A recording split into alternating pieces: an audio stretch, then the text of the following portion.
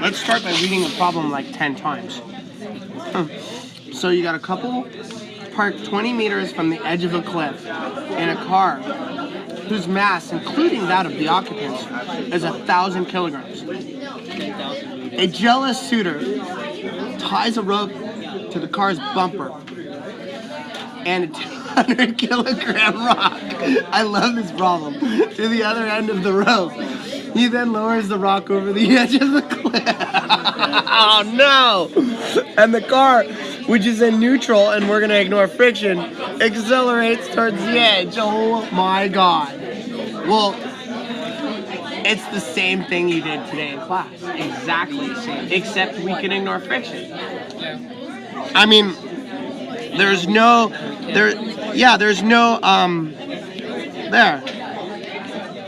And I'm just gonna call the masses 1 and 2. I'm gonna draw a pulley. Even though there's no pulley here. It still counts as a pulley. Yeah. I mean, and it's a car, but I'm gonna draw a block. Because we're saying the friction's negligible.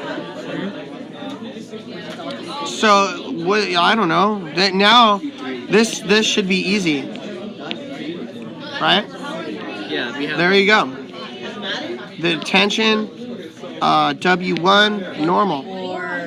And that's this system. And then this one is weight, 2, and tension. Good. Tension's And they're smaller. the... Ooh! How you know that, dude? Because if it's falling down, that means tension can't be bigger, otherwise it would be falling. If it was equal, then it wouldn't be moving at all. So the acceleration is that way. Yeah. It's down for M2. But It's to the right for M1. So the tension up is smaller. Yes, I like it. You can see how cool this problem is. So I got normal, tension, and weight 1, right? in this case, tension is equal to M1A. Yeah, and my acceleration I already identified is to the right. So my M1A, just like you said, is equal to my tension. In addition to that, my normal and my M1G are equal, right? And then from my other system, I can argue that, let's see, W2 tension. No, sorry. M2G. And then my net force there is down because my acceleration is down for that system. So that's M2A. So in this system, M2G minus T equals M2A? Damn, yeah. And since the tension is the same for both systems, let's solve for that and set those equal to one another and solve for A. So T would be equal to M2G minus M2A? Let's see that. Let's see if you're right. You guys think he's right? Yeah. Tension is M2G minus M2A. Do you see how fun this method is compared to the other one?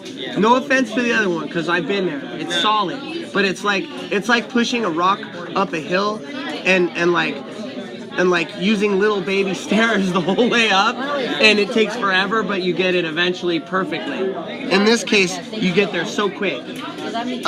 Tension is the same as M1A on this one. And then I can set those equal to 1. So M1A equals M2. Got it, yeah. Let me catch up with you. Alright, so if I combine these, I'm trying to think of where to write it. M1A has to equal M2G minus M2A. And I think I should bring over the M1A plus M2A equal M2G, right? Yeah, I want to factor out my A now to find acceleration. So A plus M2. That's that's what we can use. And then so A is going to be M2G over M1. Now if we make sense of this in our brain, But we know all those now, right? Yeah, we do. I bet you do. It's part B that got us. Now, if I just look at my system here, and I think with my imagination, which is by far your most powerful tool, right? And if I look at M1 and I say, well, if I increase my M1, really I have an acceleration vector here, right? and I have an acceleration vector there, it's the same length, right? I shouldn't have drawn it like that. Whoa, I didn't mean to do that. Whoops. Here, I'll be more gentle. Oh, it's disastrous. Watch this. If I can make this really small, it'll work. I'm having fun. I'm just kind of playing, but I'm trying to make it a little nicer. There we go. So A is the same for both. We know that. And this is the acceleration. But if we increase M1, what's going to happen to our acceleration vector for both? It's going to decrease. Yeah. And look at your equation. If M1 increases, it's only in the denominator. It's going to make the A smaller. So our equation seems like it's behaving, right? Let's try if we make mass 2 bigger. What should happen to the acceleration then? It should get bigger. Because the weight will get bigger, right? And you know this from the lab even, because mass 2 is responsible for a net force. So look at our equation. This gets bigger, or A gets bigger. Done. If our gravity field gets bigger, of course A gets bigger. Perfect. I don't see a problem. Maybe check the units. mg is the correct units because g is the same units as acceleration times the units for mass, but you're also dividing by the units for mass because m1 plus m2 is going to have mass units. So mass units will cancel. Acceleration units match the units of g. So we're good. It's correct. It's got to be. That would be the first one. An equation when it behaves that well, it's right. You guys good? Yeah. The others, you should probably try the other on your own. It'll be more valuable for you, and then come back when you get stuck. Yeah. The next part to this problem, we found the acceleration, right? Once you have the acceleration, it looks like it only has this acceleration for 2 seconds.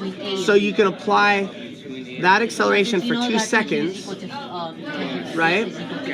And then you can figure out the displacement. And we're going into game now, so This is reviewing everything you've learned. So, coefficient of friction. So basically, if we find the friction this way, for after the 2 seconds, it's a new acceleration. It's a new. You got it. It's like this problem looks like one problem, but really it's like 5. And this is everything we could throw at you to challenge you. So this is a new acceleration. So it would be. Even if we don't do this to you on your test, this kind of preparation is very good for you, and it's also forcing you to tie everything together. You like it? Yeah. All right. Cool. I'll stop this so people have this to look at.